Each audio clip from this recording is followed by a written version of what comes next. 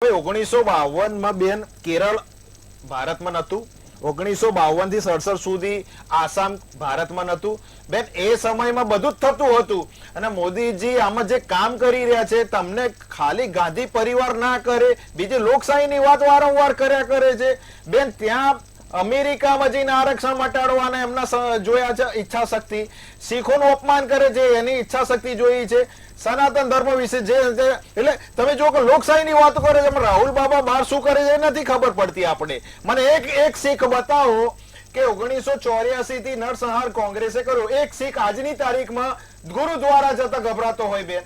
પણ છતાંય આપણે અત્યારે વન નેશન ઇલેક્શનની વાત કરીએ તો બેન, એ વખતે ઇન્દિરા ધ ઇન્ડિયા અને ઇન્ડિયા ધ ઇન્દિરા થતું હતું ત્યારે આ શબ્દ નથી આવતા.